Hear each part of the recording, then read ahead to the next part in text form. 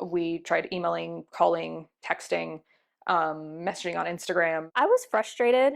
I was angry. In my first report, I told you how the Let ABC15 Know Team has spoken to multiple women who all paid Ronnie Cozzolino of Phlix Photography for video services. They say they did not get what they paid for. Women like Brandy. It's Skin by Brandy.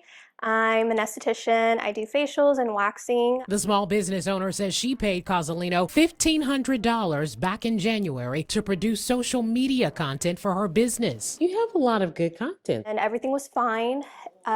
He did my photos, my videos. We planned for February, March, and April content. But Brandy says she never got her content. I felt like he was stealing from my business. Then there's Mary. Yeah, and I think these ones are my favorite. She got married in February 2024. We worked with a lawyer to try and send him a letter of demand, but the letters of demand kept coming back undeliverable because there was no current address. And instead of enjoying her new marital bliss, she says the situation became an emotional weight on her life. I spent so long in that mindset of like, oh God, I'm not going to see any of the footage. I'm not going to see any of the photos from my day. And that is really upsetting.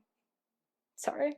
And it's so frustrating that he's been able to do this to so many people. But Mary says she's past the emotion. Now she wants change. They take advantage of the fact that it's very unregulated. Most of these photographers, videographers are independent contractors. They get to decide what the rules are. They get to decide what the contract says. Jessica Gelder has been a wedding planner in the Valley for 15 years and agrees there's little to no regulation. If you have the budget to, my recommendation is always to hire a planner. They will help guide you in so many of these categories of finding trusted vendors that you can work with. But if you can't hire a planner, there are still ways to protect yourself. First, check reviews, Google reviews, and Yelp, and also wedding site reviews like The Knot and Wedding Wire. Gelder says reviews can help you determine if the vendor is reputable before you sign a contract. Next, check for insurance. All of your vendors should all be carrying liability insurance.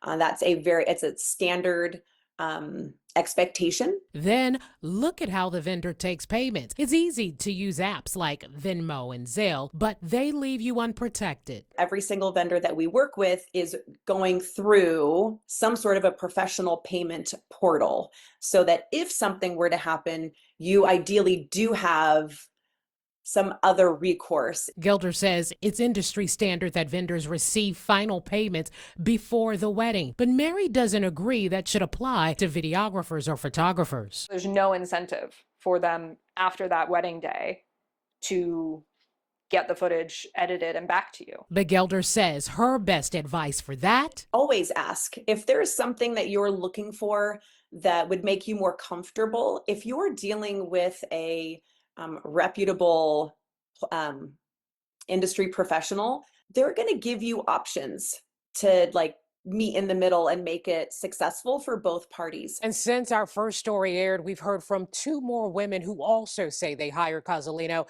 and he has not delivered their wedding video.